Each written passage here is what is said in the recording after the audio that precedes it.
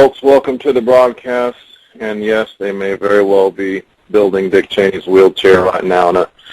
Deep in an underground bunker. It just makes logical sense. That's the next step of Dick Cheney, is he's floating around in the air with his hydrogen drive and life extension and his all-powerful wheelchair overseeing the battlefield of all future. In any case, we're not here for Dick Cheney tonight, and I'm a little under the weather, so we may not go a full 30 minutes, but I do want to revisit the FOIA Freedom of Information document. The Freedom of Information documents are of critical importance in our day and age. You know, Obama promised transparency, and they all do. Not to pick on Obama, Obama will be no different. But they promise transparency, and then they become the most secretive administration we've ever seen or known. So it's critical that we have transparency, and that's what freedom of information is all about. And when you apply and you sue for documents and that, you have to pay for them. They're not free, of course, and you have to wait for them to come in. But as was with the case with Fukushima, there were people filing early on, and these are, you know, some of them were mainstream outlets, but again, it shows that people know that when these incidences happen, the first thing you do is file for freedom of information. And this is old school stuff. I mean, I'm coming in new to the scene. I haven't even had my laptop, year or something, maybe about a year or something. So I haven't been on Facebook very long, haven't been on YouTube very long, so I'm getting broken into all this and getting a lesson here. Meanwhile, the number one alternative news outlet, and that would be InfoWars Prison, they didn't file for freedom of information, not to my knowledge. If they did, they certainly haven't spoken much about it, and that's part of my contention, is that the alternative media, some of the biggest outlets, pretty much all of them as far as I know, they didn't highlight, showcase, and pray this information around, and when they did speak of it, it was like in hushed tones and in small print and barely even touched upon the subject. So my contention is, when you understand the scope and size of the cover-up, when you understand the fatalities involved, and you understand this isn't the first time this has happened, I mean, it really begins to come out, and you really get the full scope and size. And it's pretty maddening to some extent to know this has happened, and there's absolutely, you know, almost no movement in the direction of justice in this matter. And that's what we got to do, is bring it to the attention of everybody we know and get them involved and start spreading the word. So let's go right to the Freedom of Information document I've chosen tonight, which I have a link on the YouTube video that I posted up early today.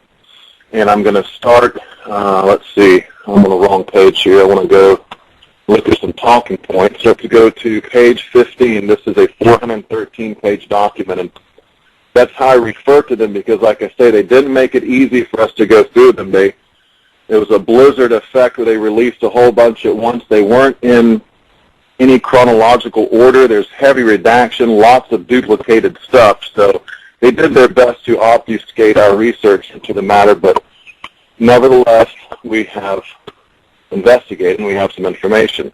So I'm on page 15. Let me back up one more page. And these are talking points, what we're looking at right now. Many of you will be familiar with talking points.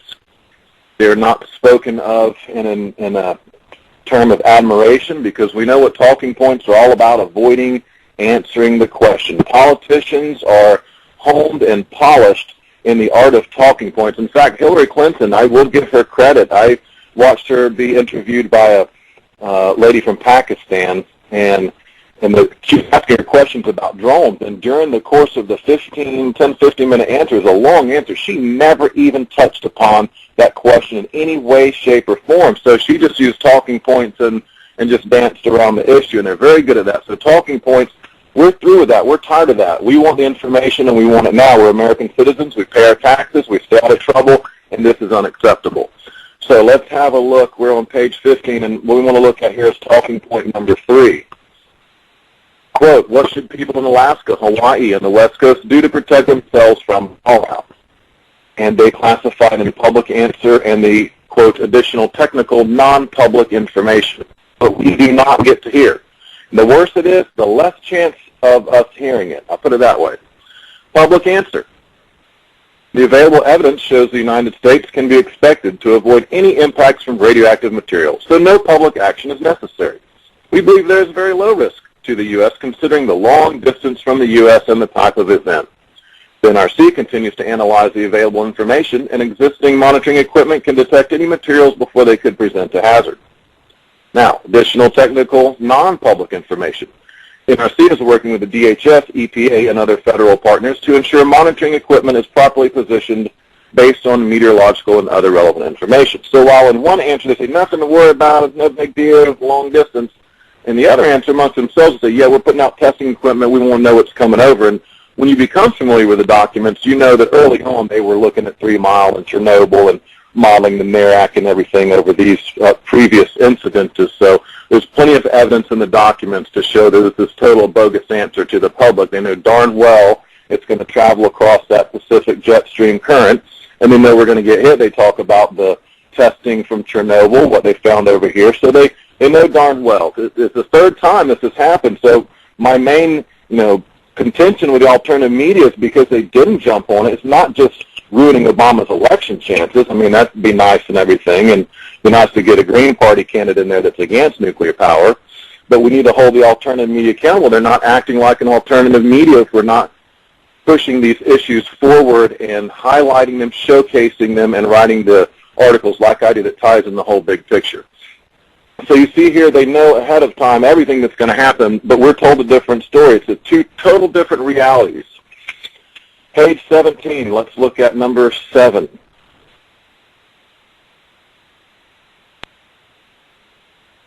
What happens when/if a plant melts down? Public answer. In short, nuclear power plants in the United States are designed to be safe. To prevent the release of radioactive material, there are multiple barriers between the radioactive material and the environment, including the fuel cladding. That's the zirconium cladding of the fuel rods. The heavy steel reactor vessel itself and the containment building, usually a heavily reinforced structure of concrete and steel several feet thick. Additional technical non-public information. The melted core may melt through the bottom of the vessel and flow onto the concrete containment floor. The core may melt through the containment liner and release radioactive material into the environment.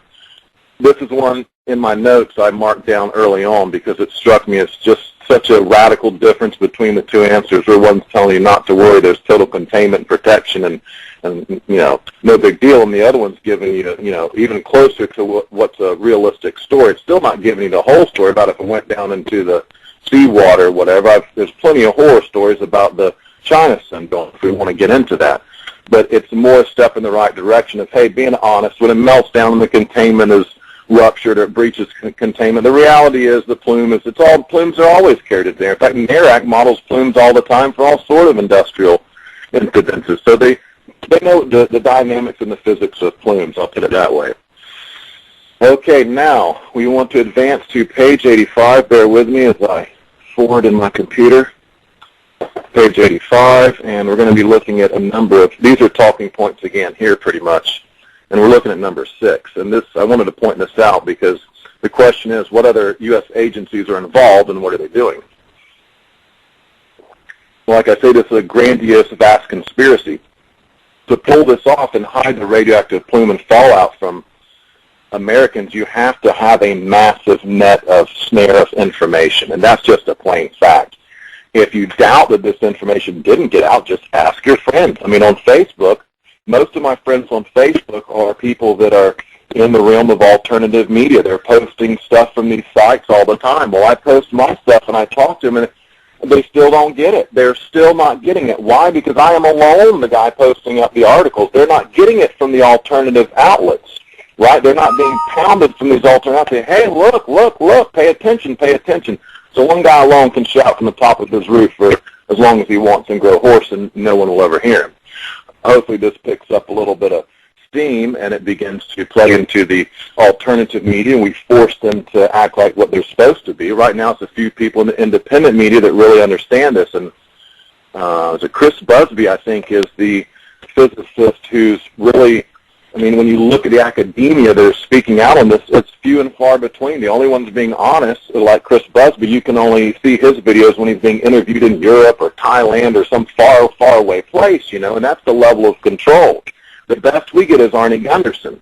And my mom early on pointed out, said he's a shill. I said, how's Arnie a shill? He says, well, he's still for nuclear power. And he'll briefly mention the FOIA documents, but he's not going to read you the thyroid doses to children in California. He's not going to read to you, no, we're not going to tell them this is not for public release. He's not going to give you that. He's not going to tell you they know all about Chernobyl and all this. He's not going to give you the low-down dirty that's contained in these documents. So, again, it's damage mitigation. It's gatekeeping. They let a little bit out. You know, Prison Planet had to do something. That's a fact because the articles I wrote plainly point an accusing finger right at. I say it's been months and months and months and months. I've sent him all the information. I haunted his YouTube. I was a jerk about it. I really was because I said to myself at the time, it's not made right.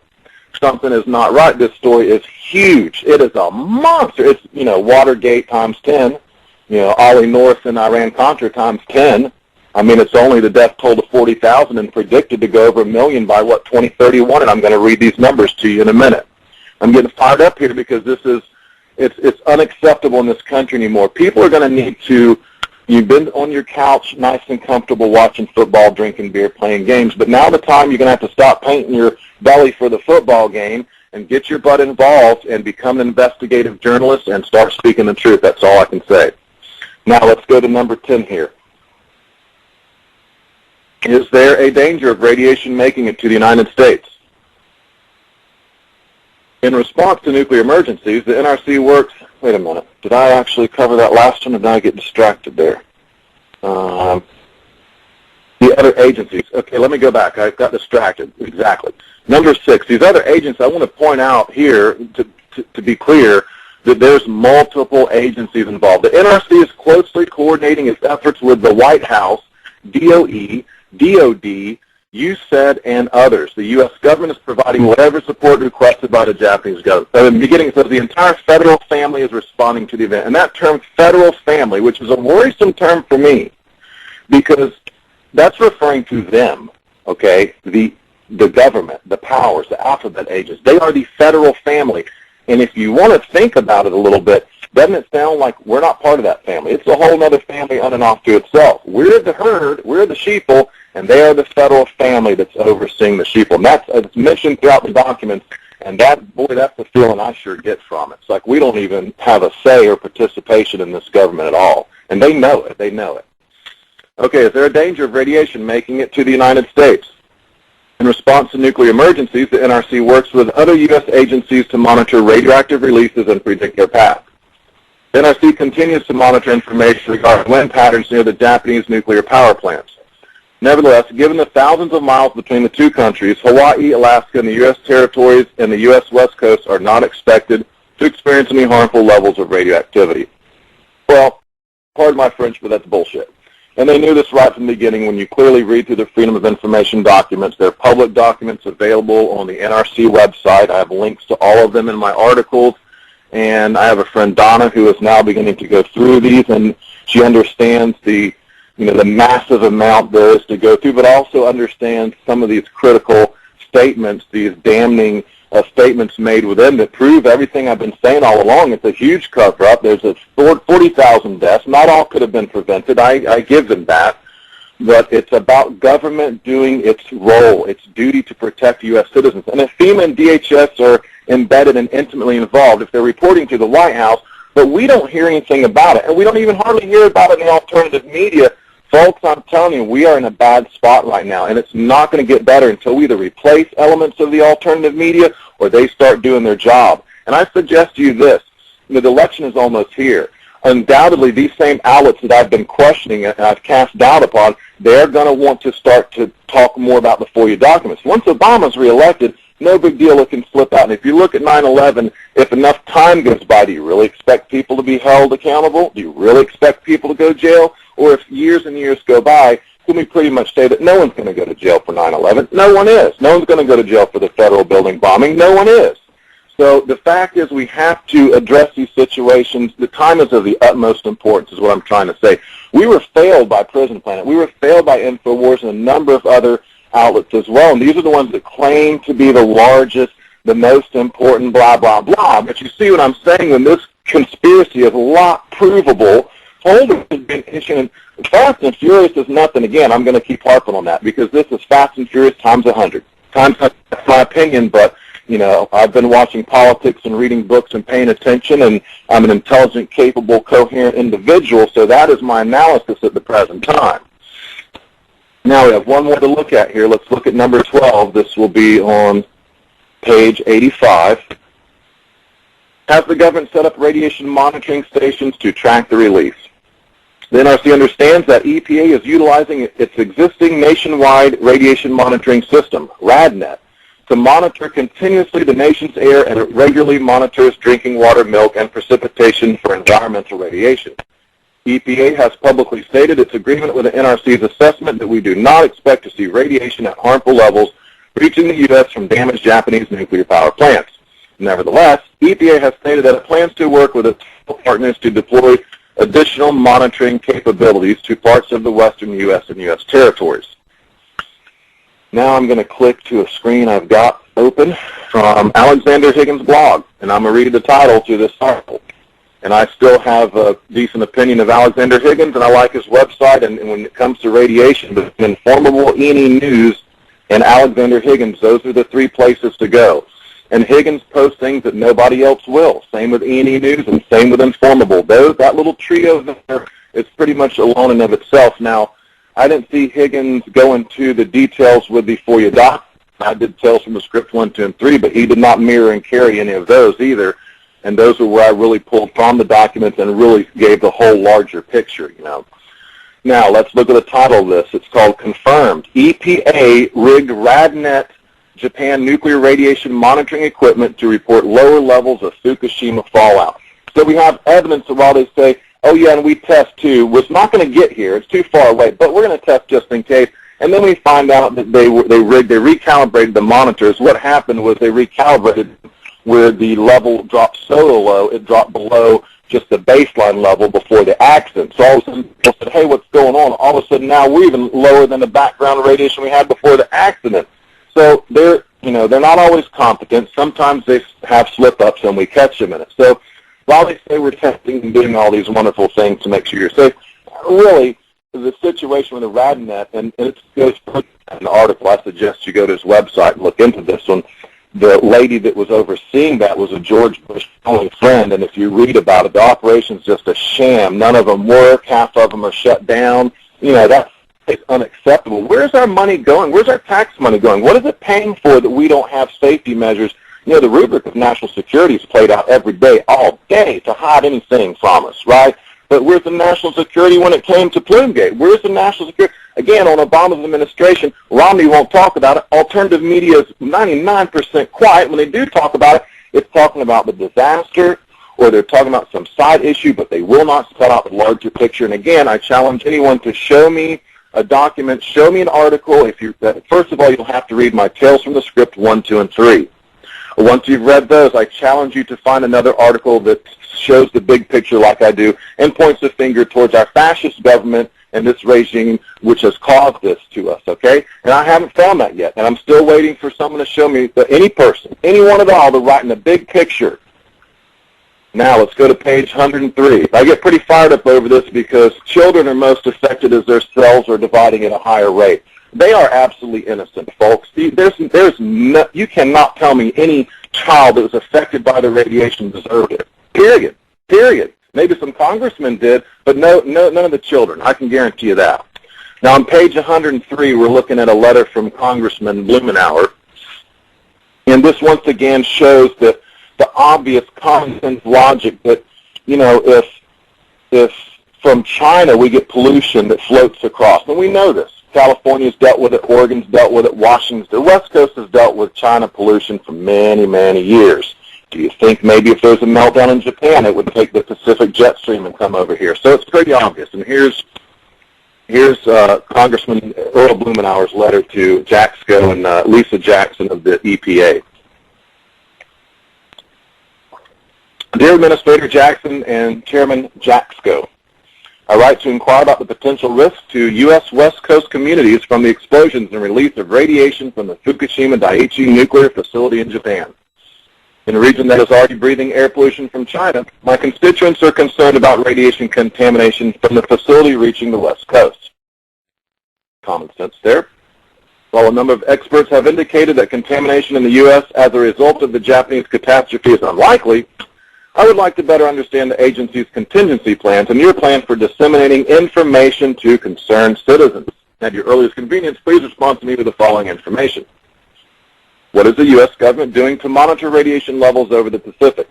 What steps is the government taking to plan for a scenario in which radiation is elevated to unsafe levels? How does the government plan to provide information about this potential risk to citizens? Thank you for your attention to this request, so on and so forth.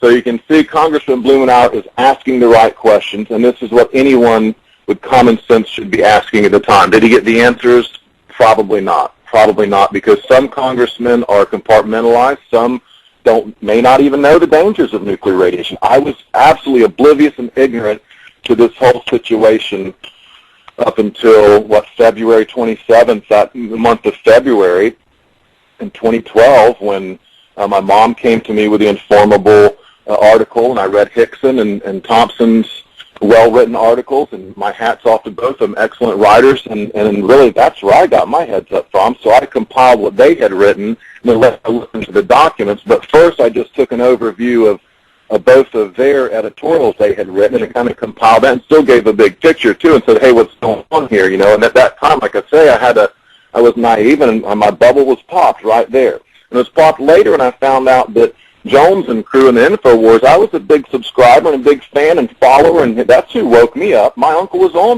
my uncle's a Navy pilot that was interviewed on Jones about the jets in 9/11. Could you make that spiral turn to hit the Pentagon? And my uncle says definitely not. He's an old school Navy pilot. So I know Jones does interview people who are legit from time to time, but I've seen him steer the conversation with Greg Palast when it comes to nuclear power, and it's very sublime. You must understand, within the alternative media, the infiltration and manipulation must be much more sublime, because we're dealing with another classification, sociologically speaking, of people who are already questioning and they're doubting, and they know government's not being honest. They know the mainstream media has been corrupted and co-opted, and so they're very suspicious already.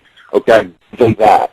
But I say they've woken up into a sub-reality. Think of the Matrix and think of Neo as he's, lifts open his container. Well, just think if he lifts open that container just into another sub-container that's a little bit larger than that, he didn't even come out yet. And that's kind of what's happened here. You're in a secondary container, a secondary reality, where you're still not getting all the facts, right? So we'll go over this next time. I'm running out of time here, 6 minutes left. But I promise next time I will go into detail on my classifications. I don't mean to be derogatory or rude by calling it herd or sheep or sheeple or whatever you want, but I have to give them some kind of name and classify so you can better understand the protocols of the wise men of Zion pertaining to media control. Specifically go hand in hand with this little concept of mine of the 4 herds or the 3 herds, whatever you want to call them. And once you understand these different classifications and you understand their game plan, the protocols, particularly number 12 relating to control of the press, it all really falls into place. And you understand that on a small scale, sometimes my articles like Plume-Gate can be published. They will, to a small scale, allow them to be published to study and see the reaction. They control 99%. To let 1% publish an article through is really just a test to research thing for all intents and purposes. Nothing will come of it. There'll be no giant revolution or no new different third-party president-elect or anything special, and they know this. So for all intents and purposes, those following the alternative media that are falling for this Operation Mockingbird style infiltration, and that's basically the scenario. They're being fooled again, and they're not given all the information. There's gatekeeping, there's damage mitigation. There's also memes and paradigms being projected on the public at large. For instance, real quick, if you look amongst a lot of these larger groups, they're promoting a lot of police brutality videos. And I don't defend police brutality. It's a horrible thing. But if you look, and for a long time I asked myself, why so much? Why so much? They had me all angry at the cops and everything. And I was developing the mentality, us versus them with the police. That's simply not the case. And my brother works at the jail outside of Tampa Hills County, and the police there, more often than not, are good people like you or I. There's always bad cases, and maybe this is growing because they're coming back from the military and getting jobs, and they really should just have their benefits and stuff paid for, and they should be retiring and rehabbing from, you've been in war in Iraq, you better give me 10 to 15 years to retire from that from it. So basically, let me sum up here. I got 4 minutes left. It was never carried like it should have been in Plume-Gate and the alternative media. As a result of that, Obama's sailing right on through to the election. We've got 3 weeks. We're almost going to be there. and he's not going to pay the consequences like he should have. So when I make the statement, some think it's outrageous, some think it's brash, that's the elements for the alternative media. In fact, most of them have actually protected Obama. Whilst harping on him about little things, I don't doubt that. And I don't doubt a lot is fact-checkable, although I will prove to you that there's a lot of media malpractice going on. Make no mistake, that I can prove beyond a doubt. I can prove greed and media malpractice hands down. And I can make a very excellent case, like a civil case, the fact that these are all controlled outlets, and probably CIA, just like the original Operation Mockingbird, and maybe FBI like the COINTELPRO. I've been looking into that recently, and I found some declassified documents from Operation Hoodwink. Like I explained that last night, how the FBI is trying to manipulate two different factions into some kind of, violent altercation between the two. So there's a lot of manipulation going on, and you have to understand, like I say, within the alternative media, that manipulation must be of a much more sublime level. It can't be like David Icke says with the vaccines. If the guy getting ahead of you falls over dead, you're going to walk away and you want nothing to do with it. So it has to be very sublime where, Alex Jones will say, Fast and Furious, rah, rah, rah, and he'll harp on that, and Obama, but he really didn't go into the FOIA documents, and he didn't expose him like he should have for what happened on his watch. Because with Obama, we got one of three things, folks. One of three things. Either he's a buffoon, totally oblivious, don't know anything, totally incompetent. Number two, he's conspired and lied to by all these agents. Everyone's lying to him and conspiring to him. Or number three, he's totally on it, knew the plume, went to South America right when the worst of the plume hit. That was no coincidence. And that's why I'm so angry with alternative media, right? Fact is, no one really knows about this. It has not come to the forefront in the alternative media, certainly not the mainstream, and very few elements within the independent media are even talking about the Freedom of Information documents that prove a massive multi-agency conspiracy to hide the plume. Now, I didn't get to the fatality figures tonight, but I tell you, I've got a couple of good files on this, and I've got the Sherman-Mangano study, and I will read the intro to that to you tomorrow night, which is clear and concise in just a couple paragraphs so you can understand their methodology, how they arrive at this conclusion that these people have died. And indeed, there has been what they call the Fukushima footprint, and you can find this on E&E News Informal where they talk about it, that they have determined the radiation we're suffering is from Fukushima. It has a particular fingerprint. They can guarantee that's where it's from. So they can eliminate the Cold War era bomb testing. They can eliminate the effects of Chernobyl or 3 Mile Island or the Simi Valley, or there's a lot of others when you really dig into it. So that's going to sum it up for tonight. I made it for the full 30 minutes. I had a pretty raging headache to begin with. When I start talking about government corruption and conspiracy and lies and deceit, I get pretty up and my headache goes away. So, folks, we'll be back on tomorrow night at 11 o'clock. Patrick Penry, I appreciate you joining the broadcast. And please get the word out about this and let everybody know. Cue them in to the NRC FOIA documents and the conspiracy to cut in. Thank you, and have a good night.